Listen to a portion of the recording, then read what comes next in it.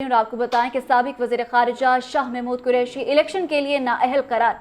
शाह महमूद कुरैशी की NA 150, NA 151, PP 218 से अपीलें मुस्तरद कर दी गई हैं।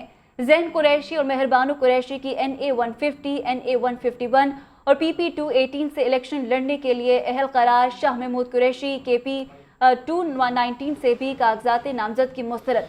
ज़ैन कुरैशी और मेहरबानू कुरैशी को PP 219 से इलेक्शन की इजाज़त मिल चुकी है। साबिक वज़ीर ख़ारिजा शाह महमूद कुरैशी इलेक्शन के लिए नाअहल करार दे दिए गए हैं। शाह महमूद कुरैशी की NA 150, NA 151, PP 218 से अपीलें मुस्तरद कर दी गई हैं, जबकि ज़ैन कुरैशी और मेहरबानू कुरैशी की NA 150, NA 151 और PP 218 से इलेक्शन लड़ने के लिए अहल करार दिए गए हैं। शाह महमूद कुरैशी के PP 219 से भी कागजात नामजद की मुस्तरद। ज़ैन कुरैशी और मेहरबानू कुरैशी को PP 219 से इलेक्शन की इजाज़त दी गई है।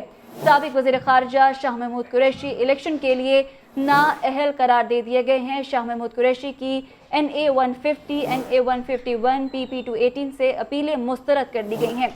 इन फैसलों के हवाले से मज़ीद तफसीलात जानेंगे। PNN के नुमाइंदे आसिफ बलोच हमारे साथ मौजूद हैं। आसिफ बलोच, शाह महमूद कुरैशी को नाअहल करार दे दिया गया है, जबकि उनकी साहबजादी और बेटे को अहल करार दे दिया गया है, क्या तफसीलात हैं? जी बिल्कुल ऐसे ही है।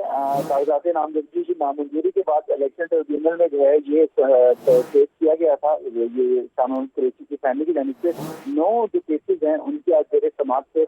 इनमें से जो आज इलेक्शन ट्रिब्यूनल है उसने ये फैसला दे दिया है कि शाह महमूद कुरैशी जो है उनकी उन्होंने अपील को मुस्तरद कर दिया है। जो हल्का NA 150, हल्का NA 151 और PP 218 में जो उन्होंने जेर समाअत केसेज थे उसके मुताबिक उनकी जो अपीलें थी उसको आज मुस्तरद कर दिया गया। तो इसका मतलब मुताबिक यही है कि शाह महमूद कुरैशी अभी भी इलेक्शन लड़ने के लिए ना आए मुल्तान में। अब वो जो है हाई कोर्ट के अंदर अपनी जो है रिट पिटीशन दायर जरूर कर सकेंगे इस फैसले के खिलाफ। जैसे उनकी जो फैमिली है जिसमें उनके बेटे हैं ज़ैन कुरैशी, वो 4 हल्कों से उनकी जो अपीलें हैं उसको जो है बहाल किया गया। तो वो अब अहल करार दिए गए हैं इलेक्शन लड़ने के लिए, जिसमें NA 150, NA 151, PP 218 और PP 219 शामिल है।